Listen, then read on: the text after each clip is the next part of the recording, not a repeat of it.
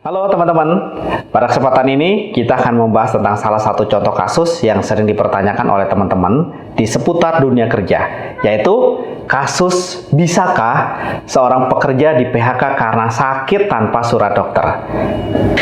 Teman-teman, ini ada contoh kasus. Saya diminta penjelasan mengenai karyawan yang tidak masuk karena sakit, namun tidak mengirimkan surat dokter. Apakah karyawan tersebut bisa di PHK karena sakit atau tidak? Yuk teman-teman, kita belajar bareng bersama saya Budi di Rewata Channel.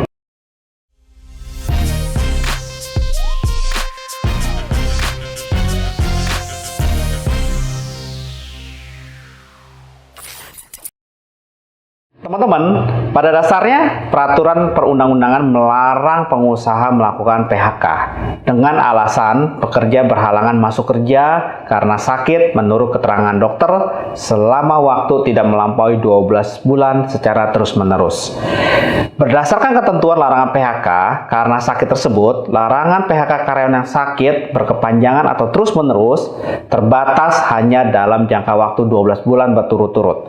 Dengan kata lain, pada bulan ke-13, pengusaha dapat melakukan PHK. Hal ini juga ditegaskan dalam pasal 81 angka 42 UU Cipta Kerja yang memuat pasal baru 154A ayat 1 huruf M Undang-Undang Ketenagakerjaan yang menyatakan bahwa pemutusan hubungan kerja dapat terjadi karena alasan pekerja atau buruh mengalami sakit berkepanjangan atau cacat akibat kecelakaan kerja dan tidak dapat melakukan pekerjaannya selama melampaui batas 12 bulan. Teman-teman, coba kita lihat sekarang hak pekerja yang di PHK sekarang. Apa saja hak-hak pekerja yang di PHK karena sakit? Ketentuan pasal 55 PP 35 tahun 2021 menerangkan bahwa jika terjadi PHK, pekerja yang bersangkutan berhak atas 2 kali uang pesangon, 1 kali uang penghargaan masa kerja, dan uang penggantian hak.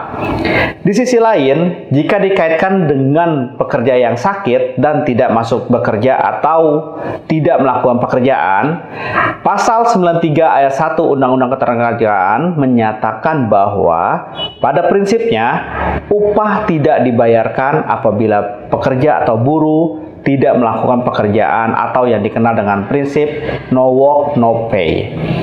Namun, pada pasal 93 ayat 2 huruf A Undang-Undang Ketenagakerjaan beserta penjelasannya JO pasal 44 ayat 3 huruf A PP Pengupahan, pekerja dikecualikan dari prinsip no work no pay tersebut jika ia sakit menurut keterangan dokter, sehingga tidak dapat melakukan pekerjaan.